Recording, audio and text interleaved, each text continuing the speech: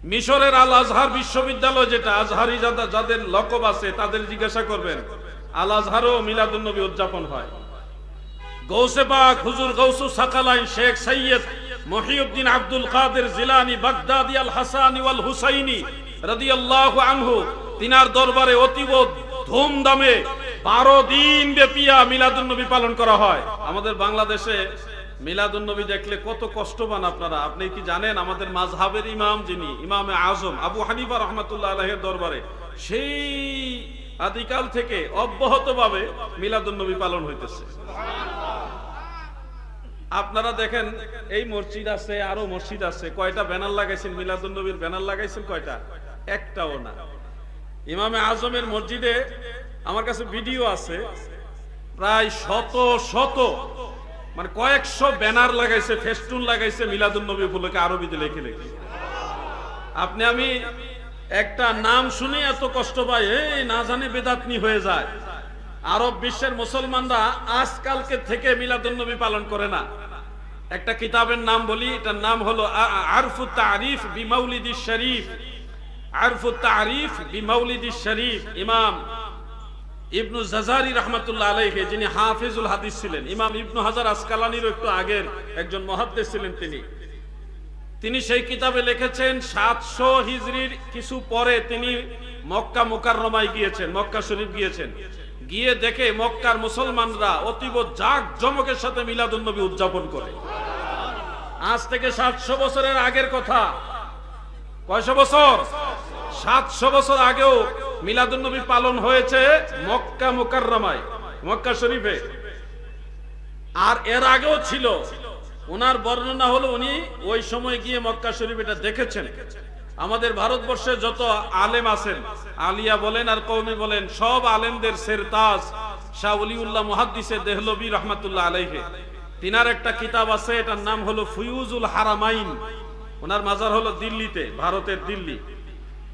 আমি সেখানেও গিয়েছি আলহামদুলিল্লাহ, হয়তো আপনারা অনেকে গিয়েছেন।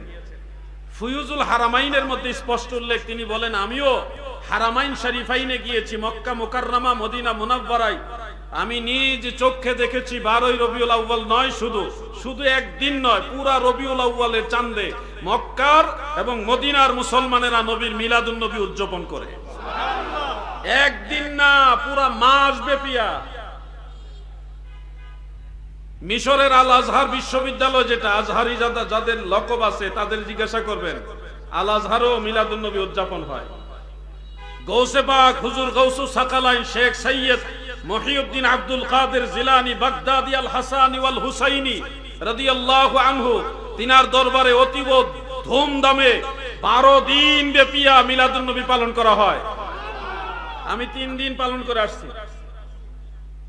রবিউল আউয়াল শরীফ প্রবেশ করার পরে 3 দিন বাগদাদ শরীফে গৌসে পাকের দরবারে আমি মিলাদুন নবীর অনুষ্ঠানে নিজে উপস্থিত ছিলাম। সেখানে দফ বাজায়া নাতে রাসূল হয়, ঢোল না, দফ বাজাইতেছে কয়েকজন, আর বাকি সবাই ওনারা যারা নাত শরীফ গাইতেছে, মিলাদুন নবীর গজল গাইতেছে আরবিতে, ওনারা বড় বড় আলেম, বাগদাদের বড় বড় আলেম ওনারা।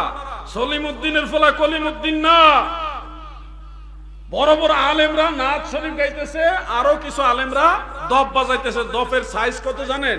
এই বড় বড় সাইজ। এই দফ বাজাইতেছে আর নাতে রাসূল পাঠ করতেছে নবীর শানে। গৌসে পাকের দরবারের কথা আমি বললাম। এজন্য আমাদের দেশের ভাইয়েরা অনেকে মনে করে ইসলামটা মনে হয় উনি যেমনে বুঝে অমনি।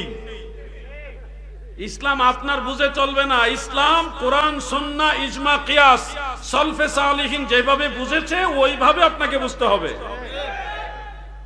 আমি আলোচনাটা এদিকে নিয়ে আসলাম কারণ মিলাদুন নবীর মাহফিল, মিলাদুন নবীর মাস এবং শানে রিসালতের মাস, শানে রিসালতের আলোচনা, এই সবগুলি ম্যাচিং করে আপনাদের সামনে এই কথাগুলি তুলে ধরছি। সহিহ বুখারী, সহিহ মুসলিম, সুনান আবি দাউদ, বেশ অনেকগুলো কিতাবে হাদিসটা উল্লেখ। এখন যে হাদিসটা শোনাবো আপনাদেরকে খুব গুরুত্বপূর্ণ হাদিস।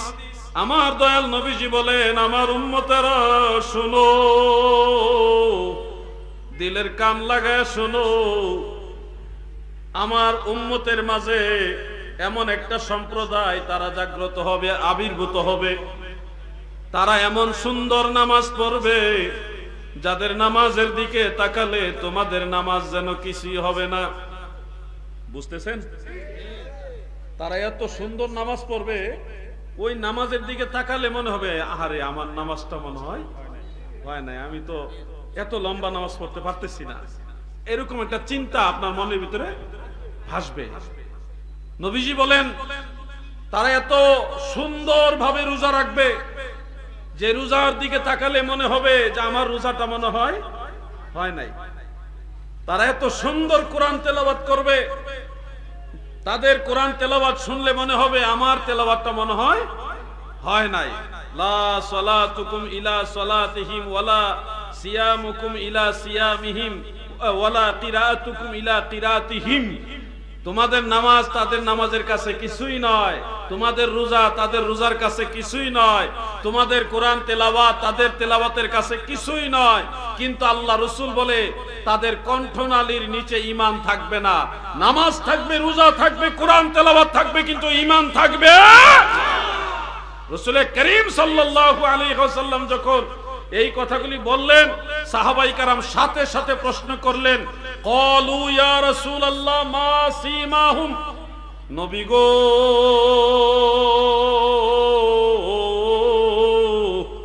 তাদেরকে চিনবো কিভাবে গো নবী? তাদেরকে কি দেখলে চিনবো, কোন আলামতে চিনবো? আমি কি আলামতটা বলবো?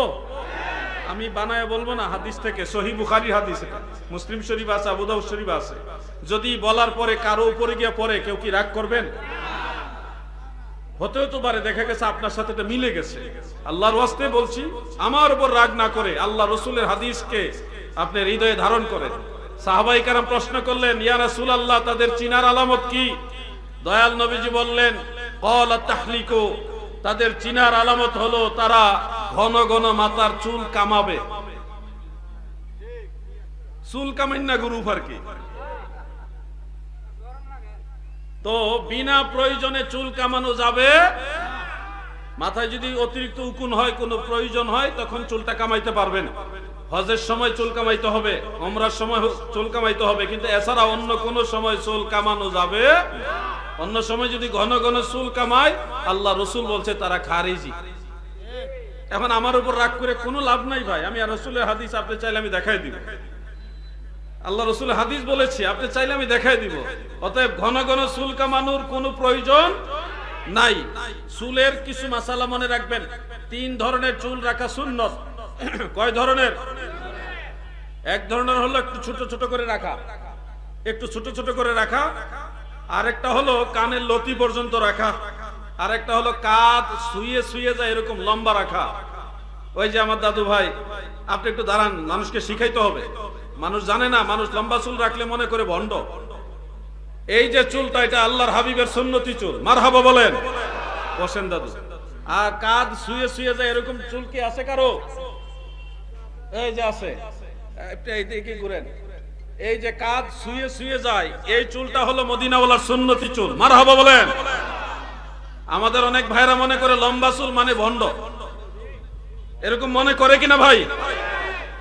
অথচ এই লম্বা চুলটাই হলো সুন্নত। আর উনরা যারা লম্বা চুলকে ভণ্ডামি চুল বলে, মাজার পূজারীদের চুল বলে, যারা এই কথাগুলি বলে, তাদের মধ্যে চুল কামাইন্না গ্রুপ বেশি। তো চুল কামাইন্নারা সুন্নি না লম্বা চুলওয়ালারা সুন্নি? লম্বা চুল যারা রাখে কানের লতি পর্যন্ত, কিংবা কাঁধ শুয়ে শুয়ে যায় এরকম লম্বা চুল যারা রাখে, অথবা ছোট ছোট করে রাখে, এই 3 গ্রুপের চুল যারা রাখে, 3 শ্রেণীর চুল যারা রাখে, এরা হলো অরিজিনাল সুন্নতের উপর আমল করেনেওয়ালা। আর যারা খারিজিদের আমলের সাথে ম্যাচিং করে ঘন ঘন বিনা কারণে চুল কামাইতেছে, তারা সেই সুন্নতের আমল করেনেওয়ালাদেরকে বেদাতি বলে, ভণ্ড বলে। কথা ঠিক কিনা বলে? সুরের মায়ের একেবারে ক্লিয়ার। আমি একটা কথা বানায় বলছি না। কেউ চাইলে আমি কিতাব থেকে খুলে খুলে দেখায় দিতে পারবো। আমাকে খোঁজা লাগবে না, আমি তোমার বাড়িতে চলে আসবো। দাওয়াত দেওয়া লাগবে না, খবর পাইলে হবে। আলাউদ্দিন জিহাদি মারাত্মক চিজ, খুঁজতে হবে না, চলে আসবো ইনশাল্লাহ আপনার বাড়িতে। বুঝানো হয় আমাকে বুঝাই দেন, তাহলে আপনি বুঝে নেন। আমরা ঝগড়া করতে রাজি না, আমরা জঙ্গি না, আমরা সন্ত্রাস না। আমরা ধৈর্যশীলদের অন্তর্ভুক্ত, আমরা যথেষ্ট চেষ্টা করি ধৈর্য ধারণ করার। আমরা চাইলে অনেক কিছু করতে পারি, কিন্তু ওইটার নাম ইসলাম না, ইসলাম ভালোবাসার নাম। ভালোবাসা দিয়ে বিশ্ব জয় করা যায়, ঠিক কিনা বলেন? আমি বাংলাদেশে যারা মাজারে সেজদা করে তাদের বিরোধিতা করেছি।